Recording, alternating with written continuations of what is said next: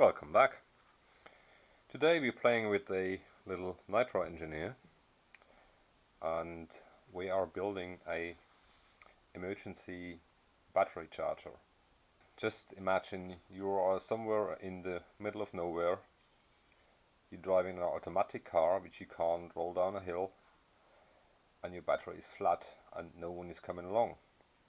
So the idea is having a small device which gets you going, and that's exactly what we're going to build here.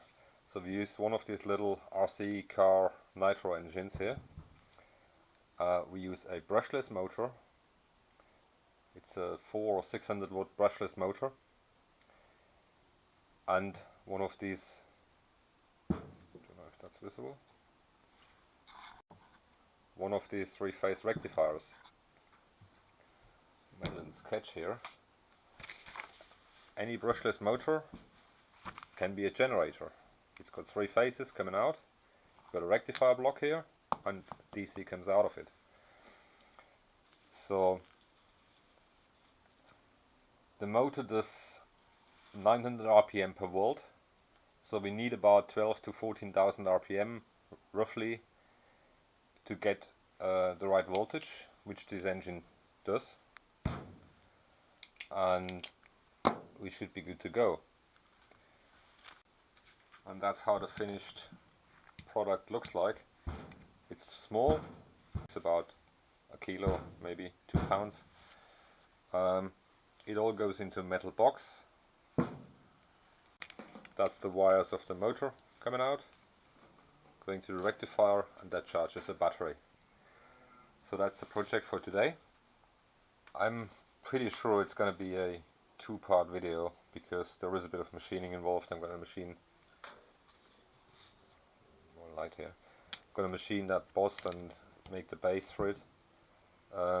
We already did a test run, it works fine, but that will be shown in part 2 of that video. Again, it's not for permanent running, it's only meant to be for an emergency situation where your battery, your starter battery of your car or truck is completely flat and you need to get it somehow going. Within 10 to 15 minutes you should have enough charge in your battery to get you going again, because normally a battery is not completely flat, it just doesn't crank over anymore. So you need a little bit of charge, and that's about it. You may have forgotten the light or whatever. You also need one of these glow heaters, but again, if this is flat, you may have a torch with you, and that's 1.5 volts, so you can always hook something up. It's not for continuous use, it's only to have a sort of a backup, basically. Obviously the tank will be empty, that goes into a metal can. Nitro fuel is flammable, obviously, so that needs to be stored properly. The whole thing will be emptied and everything goes into a metal box, most likely into my roof box. That's the plan so far. So what you see now is everything we need, which can be packed quite small. Doesn't take up a lot of space, doesn't weigh a lot, but it gives you a bit of peace in mind. I'm going on holiday soon, and I'm planning to do a bit of ham radio operation, so yeah, having a means of backup power is always a good idea, because to do ham radio you usually go in remote spots because there's no noise, elevated locations or something like that. And there isn't always a farmer around which can get you going. If I find the time before I go on holiday, I probably make another video about my ham radio setup. Quite a few lessons learned in the past, so we try to simplify things a little bit, but that will come in a later video. So let's crack on with the machining here. Welcome back. Today we're going to make an adapter to fit this motor on this shaft. It's basically just a boss with a recess here. Simple thing. Just gonna make it.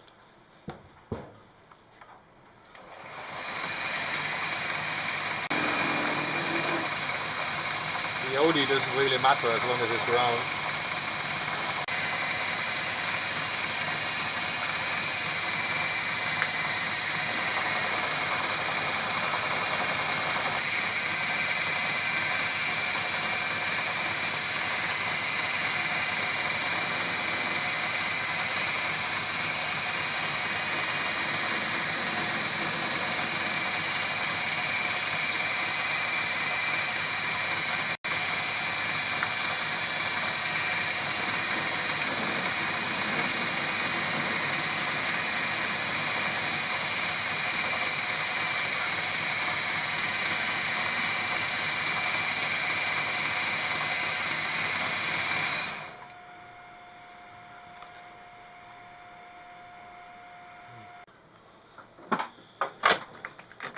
So we're gonna center drill it,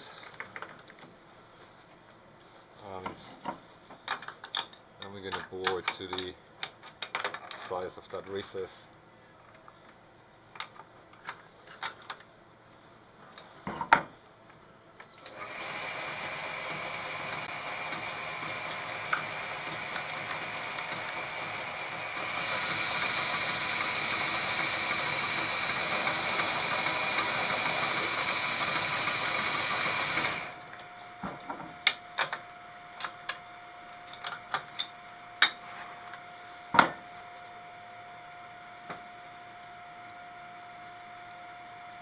The thread is most likely M5. Just double check that if that's really M5 or something else. So we got an M5 die here. Just check if that fits, but that fits nicely, so it is M5. So that's a core of 4mm. The workshop formula for metric threads is thread size times 0.8.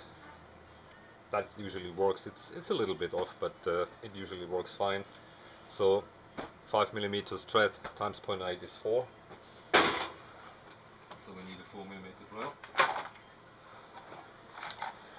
which we have here.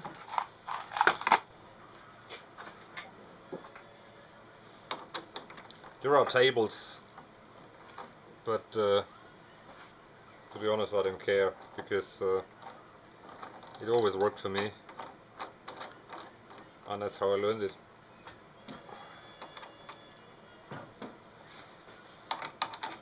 This chuck is rubbish. It always needs tightened on more than one position. It's a Chinese piece of junk.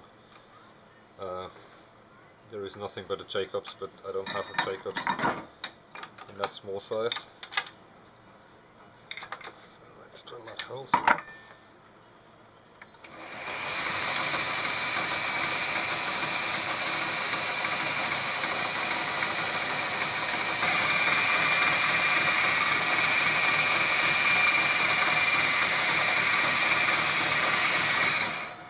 Should have been enough now.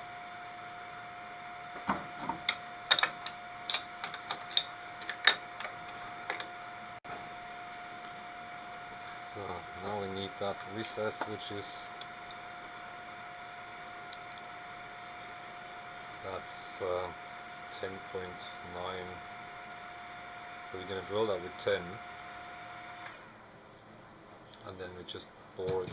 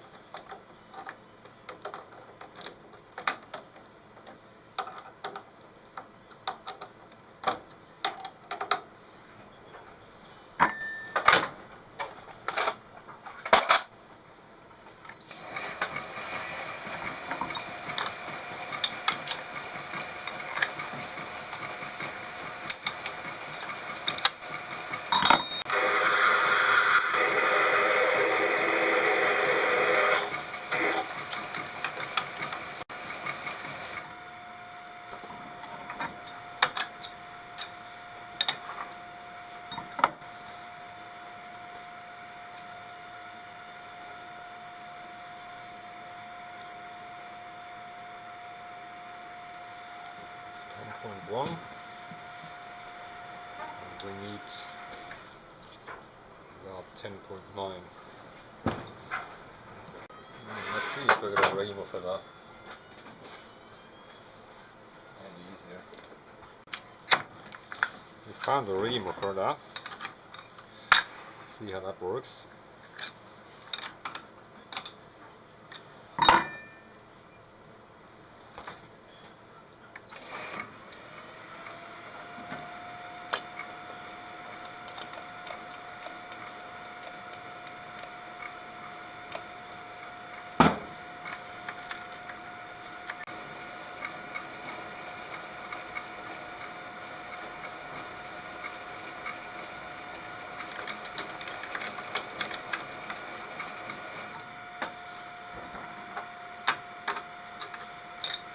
Just working fine, yeah?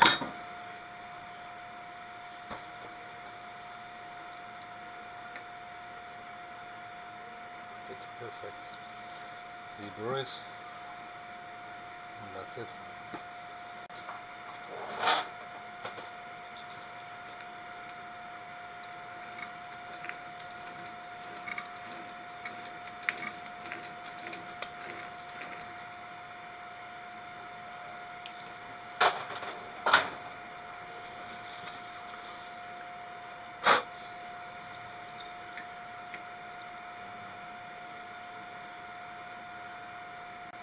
Fits perfect. So, now we need to cut it off, turn it around and do the thread.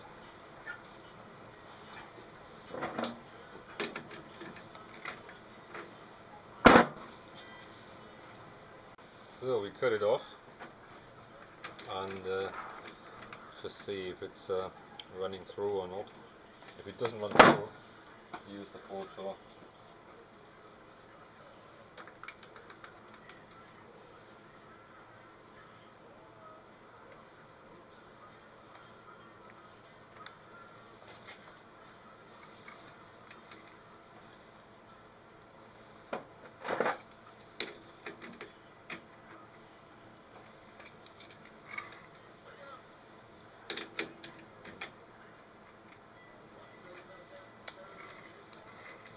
Not going to run through here. So we're going to use the forge saw. Except we're going to find the spot where it runs through. That chuck is just not good enough here.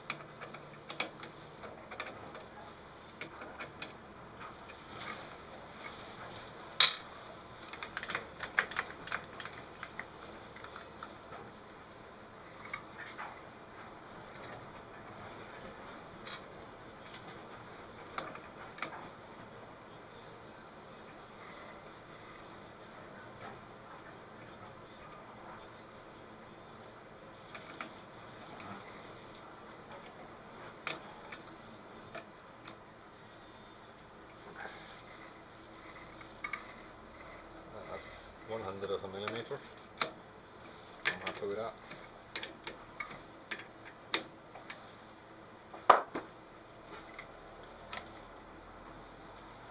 What we're going to do is face it off here. It's nice and through.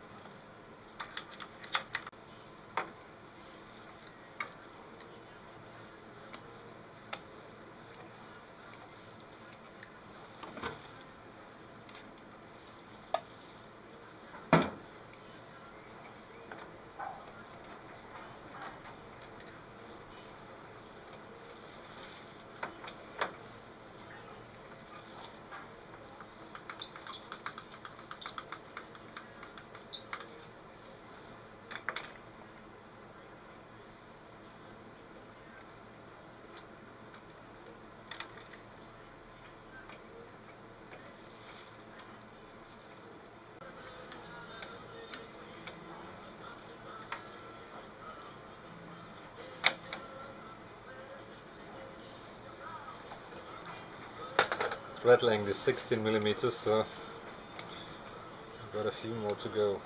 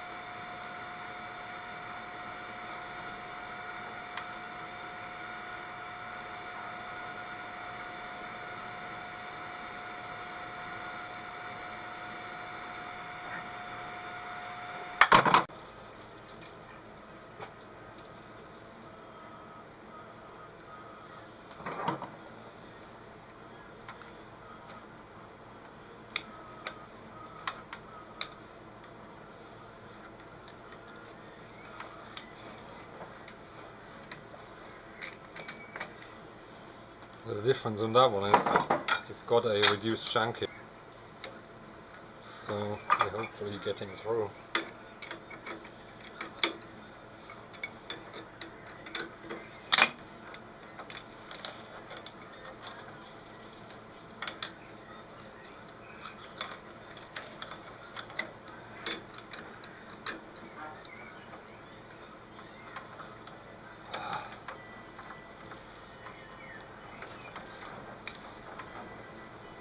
Whoa.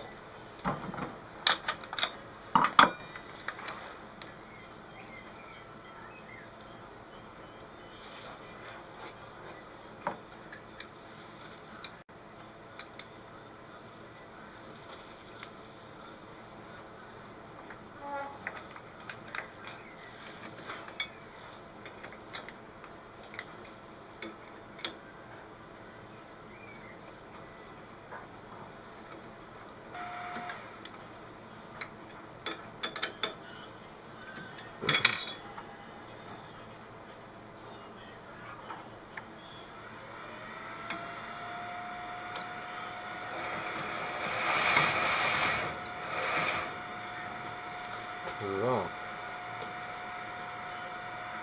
I think you got enough thread.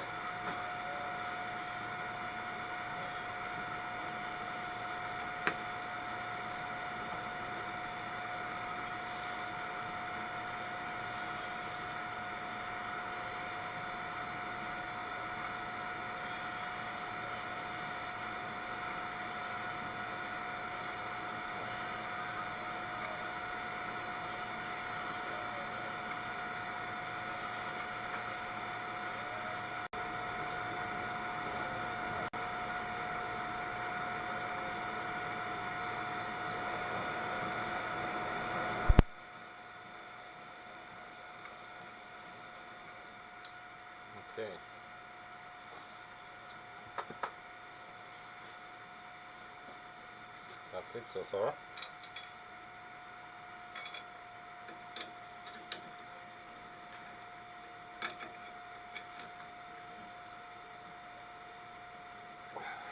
Drill some holes. So that's the boss which fits on the motor.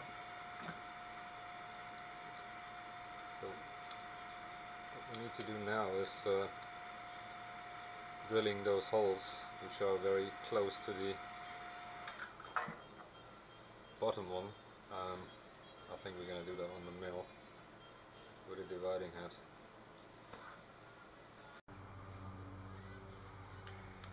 So we set up in the mill.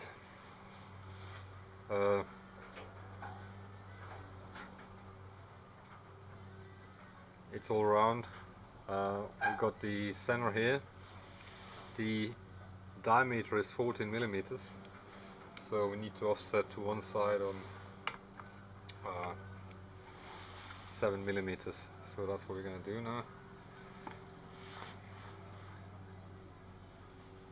Back 7 millimeters. Ah, shit.